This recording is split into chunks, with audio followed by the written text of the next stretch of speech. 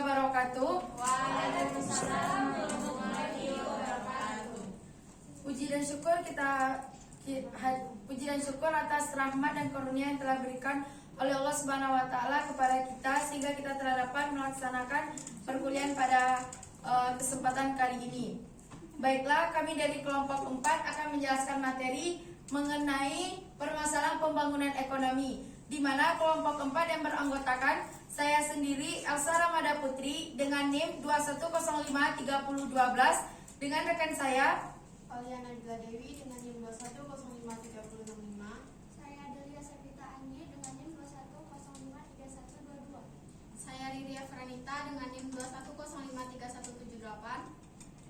Baiklah, di sini kami dari kelompok 4 akan membuka 3 sesi, di mana sesi pertama sesi penjelasan materi, sesi yang kedua sesi penambahan materi, kritik dan saran, sesi yang ketiga sesi tanya jawab. Baiklah, kita akan masuk kepada sesi yang pertama, yaitu sesi penyampaian materi.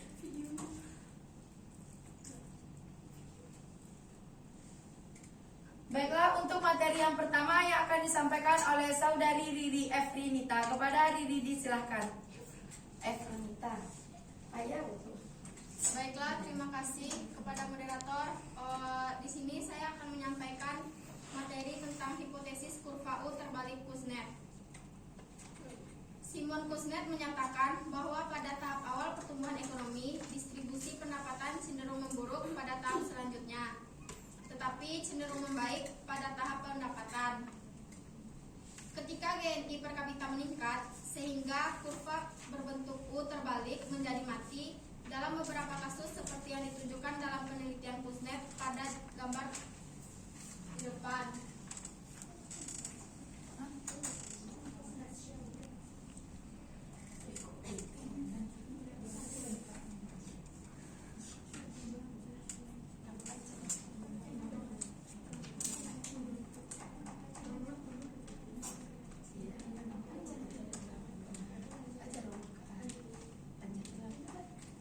Ada banyak ulasan yang mencoba menjelaskan mengapa distribusi pendapatan cenderung memburuk pada tahap awal pembangunan dan kemudian membaik di kemudian hari. Sebagian besar ulasan ini berhubungan dengan kondisi kerangka kerja untuk perubahan struktural. Menurut model Lewis, tahap awal pertumbuhan terkonsentrasi di sektor industri modern dengan lapangan kerja terbatas tetapi upah dan produktivitas tinggi. Seperti yang telah kita lihat, kurva Kuznets dapat muncul melalui proses pertumbuhan yang berkelanjutan dengan sektor-sektor modern yang berkembang seiring dengan transisi negara-negara dari ekonomi tradisional ke ekonomi modern. Selain itu, pengembalian investasi di sektor pendidikan pada awalnya cenderung meningkat karena sektor modern yang baru muncul membutuhkan tenaga kerja terampil. Tetapi karena pasokan tenaga kerja terampil, pengembalian ini menurun karena pasokan pekerja menurun. Kuznets tidak menyebutkan mekanisme yang menghasilkan kurva U terbalik ini, tetapi hipotesis ini pada prinsipnya konsisten dengan proses bertahap pembangunan ekonomi. Namun, kita telah melihat bahwa efek penguatan sektor tradisional dan modern terhadap ketimpangan pendapatan cenderung bergerak ke arah berlawan. Seperti yang telah kita lihat, kurva Kuznets dapat muncul melalui proses pertumbuhan yang berkelanjutan dengan sektor-sektor modern yang berkembang seiring dengan transisi negara-negara dari ekonomi tradisional ke ekonomi modern. Selain itu, pengembalian investasi di sektor pendidikan pada awalnya cenderung meningkat karena sektor modern yang baru muncul membutuhkan tenaga kerja terampil.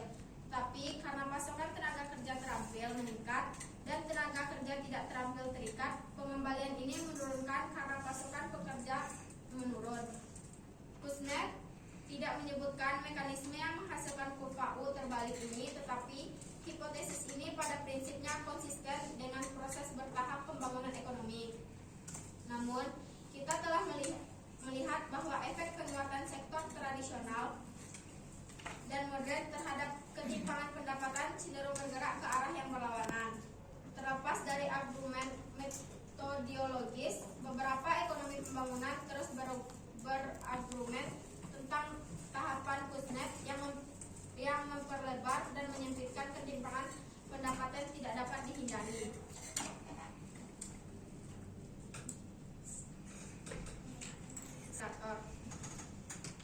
Baiklah, terima kasih kepada Saudari Riri. Penyampaian materi yang kedua yang akan disampaikan oleh Saudari Adelia Septiandi. Kepada Adelia disilakan. Kepada moderator, saya akan melanjutkan materi yang akan tentang pertumbuhan dan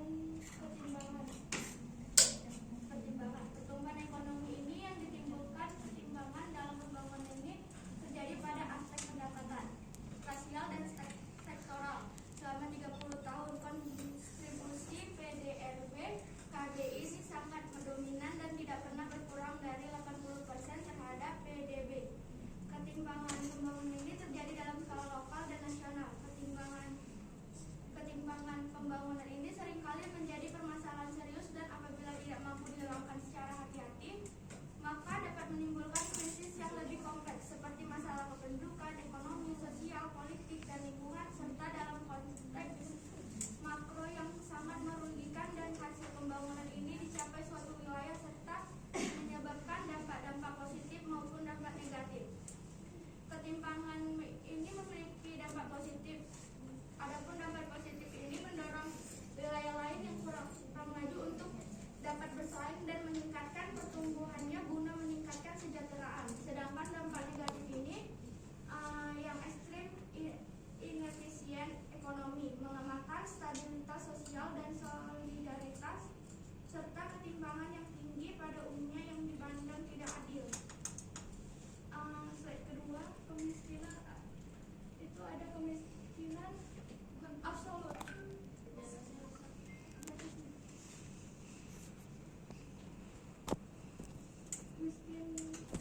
Kemiskinan absolut ini apabila hasil pendapatan seseorang berada di bawah garis kemiskinan, tidak cukup untuk memenuhi kebutuhan hidupnya.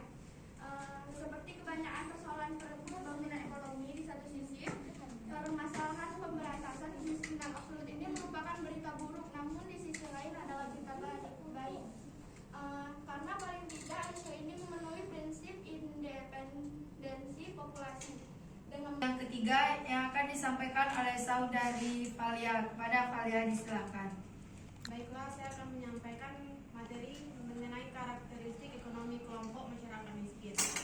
Karakteristik ini dibagi menjadi 3. Yang pertama yaitu kemiskinan di pedesaan.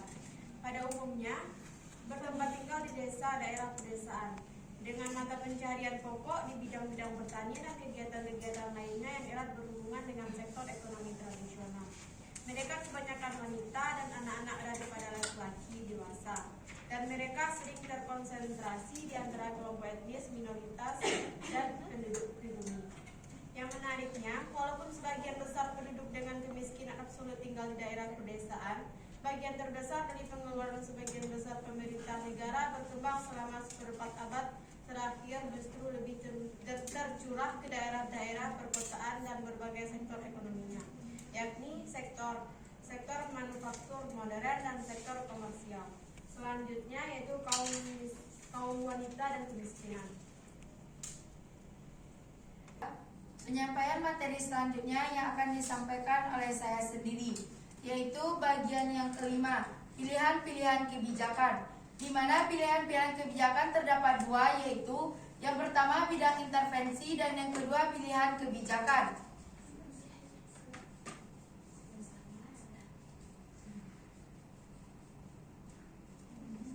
Yang pertama, bidang-bidang intervensi. Kita dapat mengidentifikasi bahwa terdapat 4 elemen pokok dalam intervensi bagi kebijakan pemerintahan, di mana kebijakan intervensi tersebut saling berhubungan satu sama lain. Elemen pokok tersebut merupakan faktor utama penentu atas baik atau tidaknya kondisi-kondisi distribusi pendapatan di negara-negara berkembang. 4 elemen tersebut diantaranya, yang pertama, mengubah pendapatan fungsional, tingkat output dari tenaga kerja produktif, tanah dan modal. Hal tersebut dipengaruhi oleh harga masing-masing tersebut dan pemanfaatan faktor produksi, serta presentasi yang dihasilkan oleh para mereka yang memiliki faktor produksi tersebut. Yang kedua, memeratakan distribusi ukuran. Distribusi pendapatan fungsional suatu perekonomian dinyatakan sebagai distribusi ukuran, di mana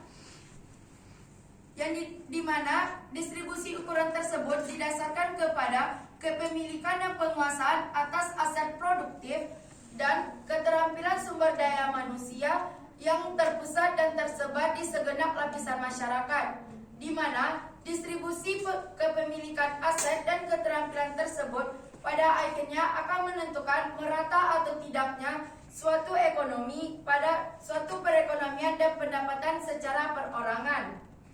Yang ketiga, mengurangi atau meratakan distribusi golongan penduduk berpendapatan tinggi, yaitu melalui kebijakan pajak progresif terhadap pendapatan dan kekayaan mereka secara pribadi, di mana pajak tersebut diharapkan dapat meningkatkan penerimaan negara dan meningkatkan pendapatan kaum miskin.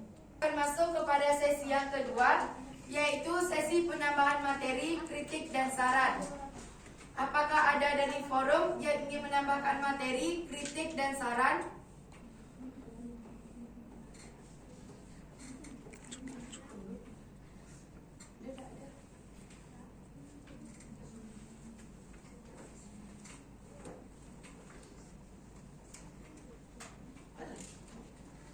Baiklah, jika tidak ada dari forum yang ingin menambahkan materi, kritik, dan saran, maka kami akan masuk ke sesi yang ketiga, yaitu sesi tanya jawab, di mana kami di sini hanya membuka 3 penanya tercepat. Apa yang dianggap tepat untuk mengukur tingkat kemiskinan di suatu negara? Indikator atau kriteria apa Yang dianggap tepat untuk mengukur tingkat kemiskinan di suatu negara. Terima kasih saya ucapkan kepada moderator yang telah memberikan saya kesempatan untuk bertanya. Jadi pertanyaannya, dalam penjelasan kelompok tadi ada beberapa pilihan kebijakan dalam mengatasi masalah pembangunan ekonomi. Lalu pertanyaannya, kebijakan mana yang menurut kelompok penyaji lebih efektif dalam penyelesaian masalah pembangunan ini dan kenapa?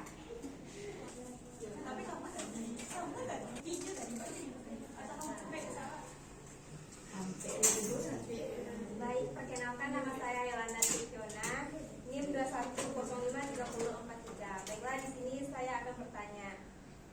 Seperti yang sudah dijelaskan tadi, bahwasannya sumber kemiskinan berasal dari kaum wanita. Mengapa demikian? Dan coba jelaskan, mengapa kemiskinan bisa mempengaruhi